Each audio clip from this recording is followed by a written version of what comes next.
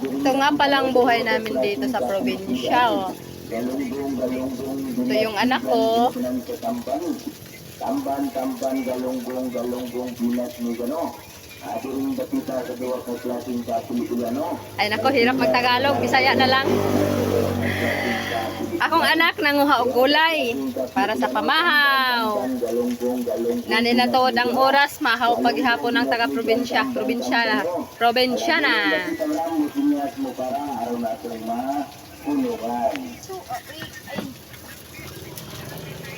Morning balay guys sa muhang gipuy-an guys. Dili ni tinuod na mo nga balay. Sa ako ni best friend. Best, sorry. Kailangan lang best. Kailangan ko ang content. Sige na best. Gusto lang nako na nakay gamay na ika-share sa ako. Para sa ato. Salamat bes sa imong pagdawat sa amo adre. Upan bes naman oh. Guys, sorry. Natouch lang. Minsan nakakayak talaga ang buhay, bes. Nga, siya ang akong best friend nga nagdawat sa akong mga anak. Bisan sa akong kalisod ug sa iyang kalisod nagkauban gyud mi guys. Ug siya ang nagdawat sa amoa nga sa akong kalisod guys. Pangit. Usa pud siya ka single mom ug kaning akong anak naghag sa iya. Gumikan kay siya ang naisip na ikaduhang inahan guys. Dako kong pasalamat kay siya ang nagdawat ug maayo gyud pud ang iyang pagtagad bilang sa ako mga anak ug sa amoa pagdawat sa ilang balay. So nagtinabangay kami guys. Kay wala man lagi ko'y kaugalingon nga balay guys. Og gubikan sa dako nga problema nga niabot sa akong kinabuhi. Sa akong anak, bis okay lang. Lisod kaayo guys. Akong anak grade 8 na, diri sa iyaha, gasuporta lang ko habang nagtrabaho ko na sa iyaha. Grade 7 sab si baby.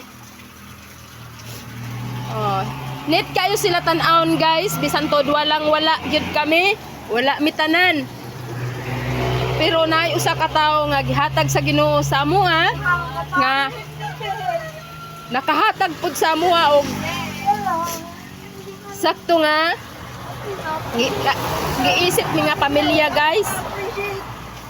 Ug siya ang naghatag sa amoa nga magmalipayon gyapon mi bisan og kulang ang akong pamilya guys. Wala ko'y saktong ginikanan. Igsuon siya ang nagbuhi sa amoa og maayong pagtagad og siya ang naghatag sa amoa guys. Sa kakulangon sa akong ginikanan og igsuon guys.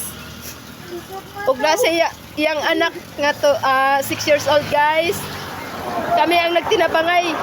Namurami og pamilya guys. Ang labaw pa sa pamilya guys. Puro mi mga single mom. Pero aning kamot gihapon mi guys sa among kalisod. Nabisan ingon ani, wala ko'y balay. Dawat gihapon ko ni best friend. Salamat bes sa imong kayo ug sa imong pagtabang sa amoa, pagdawat sa amoa. Bisan tuod sa naingon ani ko bes. Gibuhat lang nako ni bes para malingaw ko o malimtan ko ang akong mga problema nga gusto pa dako bes nga ilingaw ka nga makitaan ka sa media nga naay makatabang basin pohon unya og naay makatabang sa atong kalisod unta na kang pibitim pugong biyahero. Usa ako ka viewers ninyo. Imbis nga mulakaw na ko, ipailak pa dyan po ninyo. Bisan tod mulakaw ka, so sa imong pangandoy nga maabot nimo ang paningkamot sa imong kaugalingon para suporta sa imong anak. Bis, parehas tag plano. Ako mga anak, ibilin pod nako ni sa ilang tatay para pod nga masuportahan nako ang ilang pag-eskwela pohon. Bisag ingon ani ang atong kalisod, bes. Basta lang, bes, kapit lang tayo sa Dios. Ang akong mga anak dagko naman, nanapod sila yung mga saktong isip. So, hinaot, bes, sa atong pagka-close, bes. I-challenge na lang nato ang atong kalisod. Bisan sa ingon ani nga kahimtang, bis, okay lang. Laban lang tayo. Basta mga anak, eskwela lang yun mo. Walay lain na kung gipangandoy yung ikabilin sa inyo. Ang ako ang pagpaningkamot para lang yun sa inyong pagtuon. Kay basin puhon, ug ako wala na. Maura gid nang akong ikahatag ug sa amo ang duha ni best friend sa among pagpaningkamot nga bisan sa ingon gialalayan mo isip niya nga ikamo gihimong anak niya. Salamat sa tanan nga kalisod. Wala gihapon ko discourage kay na ako'y best friend nga nagpaluyo sa akong kalisod. Bisan sa ingon wala siya financial nga gikahatag kanako, pero mas labaw pa sa financial ang iyahang gipakita kanamo. Ang usa ang pagdawat sa among kinabuhi dinhi sa iyang kaugalingon nga giisip mi niya nga iyang pamilya. Subis, salamat og taas nga panahon nga imong pagdawat na hinaot hangtod sa hangtod, bis. Ang ato ang pagka-amiga nga way pagkausab. So, base, wala ko'y lain nga comment sa atong kalisod. Never give up lang. So, ipadayon na to ang atong pagpaningkamot para sa atong mga anak, bes. Mulakaw man ka pa Manila, bes. Mao lang akong ikabilin sa imo, bes. Muapas ko kung unsa man galing, bes, ang imuhang ikatabang sa ako dito. Nga unta na hatagan pod kog panahon nga magkauban gihapon ta dito sa Manila. Nga mangita og trabaho para sa atong pangandoy sa atong mga anak. So, guys, mao ni nga akong best friend na puno pod siya sa problema. Pantay mig kinabuhi, pantay mig kapalaran. Pero salamat kay naagi hapon Ginoo nga nagasubaybay sa amo. Dapat magpasalamat sa inyo. Ngano man, bis? Unsa may angay nimo ikapasalamat sa ako? Kaya na-appreciate ko ninyo. Nakapagwaligaw. Nakita ninyo mga sakit. Bes, pares raman tag kahimtang. Ang imong kahimtang, maupod ang akong kahimtang. Pero mas okay ka kay nakay kaugalingong kuyan. Sa amo wala gyud, bes. So, bisan sa ingon, bes, ang akong gikaingon, best friend forever. Bisan sa unsa ka kalisod, kita magkatimbayayo ngay. Uban sa atong mga anak nga untana magpadayon sa ilang pagtuon nga dili untana sila magsayo og minyo. Kay kining atong kalisod para sa ilaha pagsuporta nga pohon dili sila maglisod nga sama sa atong kahimtang. Base, untana ma-appreciate pod nimo, base, ang ako ang pagbuhat sa ingon ani. Kay basin pohon ug labaw pa sa tanan ang atong madawat nga adunay usa ka tao nga suguon sa Ginoo aron nga makatabang sa atong kalisod. Ingon ani ra man tuod ta, bis, wala ta mangandoy nga madato.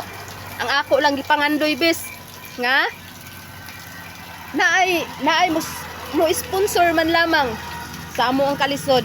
Mao ni ang iyahang mga tinda sa iyang mama, siya ang nagpabilin. O bisan tuod siya usahay, wala pod siya ilha sa iyang pamilya, pero kapit lang kami sa among kalisod. Nagpakabuhi kami o wala kami gihimo dili maayo. So mao ni ang balay sa ako ang best friend. Diyos, mura yung dako-dako, kaulaw ra, Bis, dili ni siya dapat ikaulaw, bis. Uy, kalat ka. No. Dili ni siya ikaulaw. Naa siya i-refero, dili ni iya guys, sa iyaning mama. Then igo lang siya gibilin. Nani lang ka simple ang balay nga amo ang gisakaan, pero mas labaw pa nga sa bulawan ang iyang kasing-kasing sa pagdawat sa mua guys. So bisan tod ingon ani ra kalisod guys. Happy gihapon mi.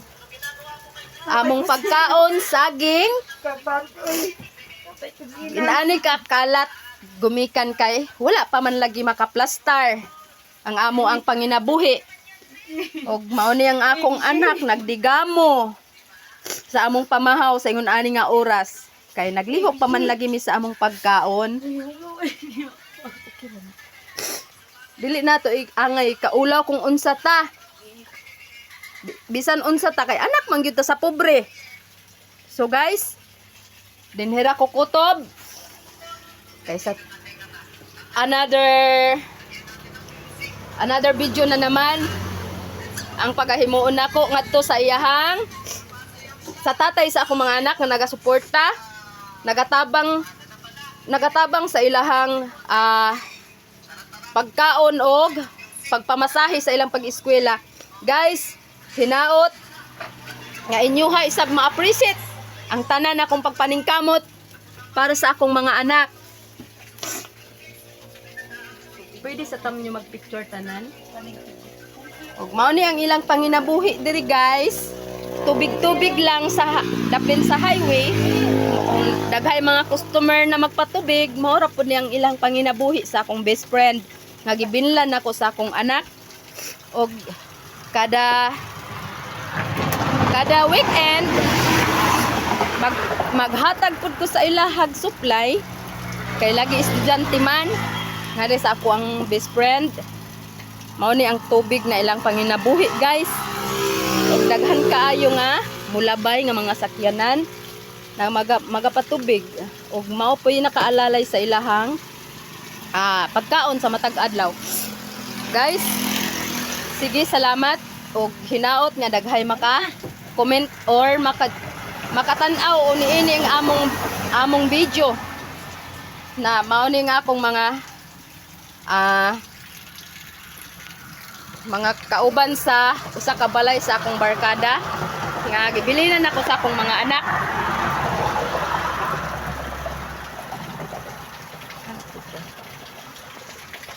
Hello guys, mao ni nga akong mga best friend. Mga best friend? Akong anak og best friend. Thank you guys. Bye-bye. Tanawa dati.